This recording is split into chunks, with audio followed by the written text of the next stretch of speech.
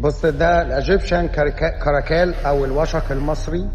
ده نوع من انواع الحيوانات المفترسه اللي كانت تعيش في مصر.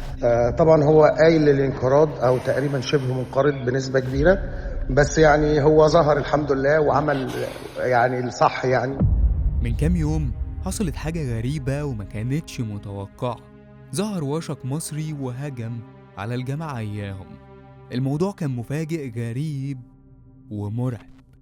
والسؤال اللي محدش قدر يجاوب عليه، هل الهجوم ده كان غريزة ولا حاجة أعمق وأخطر؟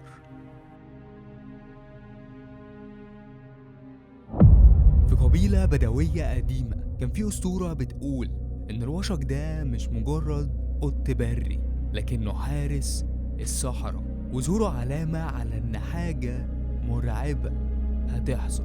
وكمان قالوا إن محدش بيشوفه إلا لو ما كانش المفروض يشوفه، وأغلب اللي حاولوا يصطادوه أو يقربوا من منطقته اختفوا بظروف غامضة، زي ما يكون ليه سر، بس سر غامض وبيدخل في عالم تاني عشان يظهر لناس معينة. في عالم الحيوانات المفترسة في كائنات معروفة بقوتها وكائنات معروفة بذكائها، لكن قليل اللي عندهم الاتنين.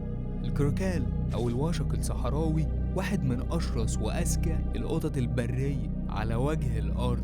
الكراكال بيقدر يشوف في الضلمة كأنها نهار. عينه مش بس بتشوف، ده بيحدد بيها المسافة والزوايا بطريقة تخوف، كأنه عنده رادار في دماغه.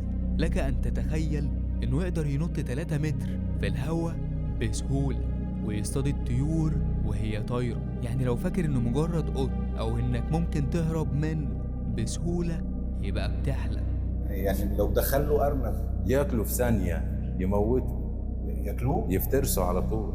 أرنب، أي حيوان، معزة، أي حاجة ياكلوا معزة؟ يفترسها على طول. في قلب الصحراء المصرية بيعيش كائن أسطوري، الوشق أو الكراكال. قرر إنه يقرب من الحدود ما بيننا وما بين الجماعة إياهم. الجنود بتوعهم قاعدين ومش متوقعين أي حاجة غريبة هتحصل، وبعدها حصل اللي محدش منهم كان متوقعه. في وسط الصحراء وتحديدا في منطقة جبل حريف، حيوان مفترس نادر هجم على مجموعة من الجنود، ومن الهجوم ده سبب لهم جروح كبيرة، وفي منهم اللي لسه حالته صعبة لحد دلوقتي. لكن في كام سؤال كده تعبين دماغهم دلوقتي.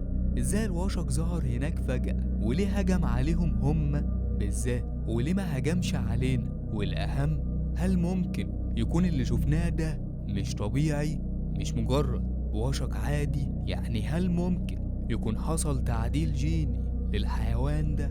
يعني بدأنا نشتغل على حاجة ودي كانت أول تجربة عملية؟ طيب هو كان لوحده ولا لسه في حاجة تانية مستخبية على الحدود مستنية وقتها عشان تظهر؟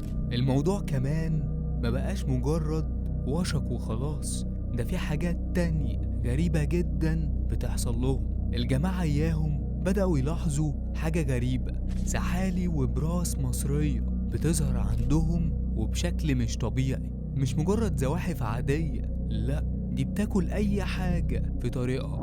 السلطات هناك اتجننت، بيحاولوا يلموا أي معلومة عن السحالي دي عشان يوقفوا انتشارها، بس كل ما يخلصوا على مجموعة يلاقوا غيرها في مكان تاني.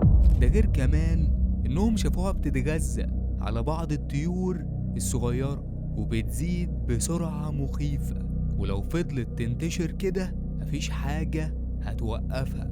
ولو فضلت على الوضع ده أغلب المحاصيل الزراعية هتبقى في خبر كان، فلا هيلاقوا زرع ولا أي حاجة ياكلوها. بس استنى، الموضوع لسه مخلصش.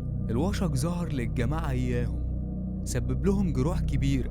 السحالي المصرية ظهرت بعدد كبير وهدفها أذيتهم. انتوا فاهمين ولا لسه؟ هل الوشق كان مجرد صدفة ولا كان رسالة؟ تفتكر اللي حصل على الحدود كان مجرد حادثة ولا كان تحذير؟ وإن التحذير ده هو أول علامة على إن في حاجة أخطر جاية لهم في السكة؟ ولو كان ده مجرد بداية القصة، يبقى نهايتها شكلها إيه؟